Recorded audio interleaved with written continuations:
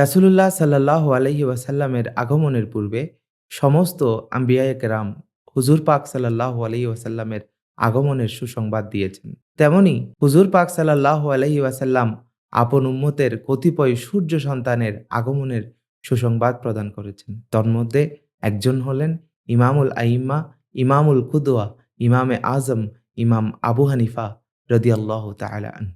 ইমাম আবু হানিফা রাহমাতুল্লাহি আলাইহির ইলমি লেগেসি যদি বুঝতে হয়, তাহলে কুফা কেন গুরুত্বপূর্ণ সেটা আমাদেরকে জানতে হবে। ইসলামী জ্ঞান বিজ্ঞানের ক্রমবিকাশে কুফা একটি গুরুত্বপূর্ণ শহর। ইমাম আবু হানিফা রহমাতুল্লাহ আলাইহির দাদার সাথে হযরত আলী রাদিয়াল্লাহু তাআলা আনহুর বিশেষ সুসম্পর্ক ছিল। সুতরাং বোঝাই যাচ্ছে যে ইমামের প্রতিপালন একটি নিষ্ঠাবান মুসলিম পরিবারে একনিষ্ঠ ইসলামী পরিবেশেই হয়েছিল। ইমাম আবু হানিফা রহমতুল্লাহ আলাইহি গোটা জীবনে ৭ জন সাহাবায়ে কেরামের সাথে সরাসরি সাক্ষাতে তাদের কাছ থেকে হাদিস বর্ণনা করেছেন এবং তাবেঈ হওয়ার সৌভাগ্য অর্জন করেন। একদিন ইমাম আবু হানিফা রহমতুল্লাহ আলাইহি ইমাম আশ-শাবি রহমতুল্লাহ আলাইহির বাড়ির পাশ দিয়ে যাচ্ছিলেন।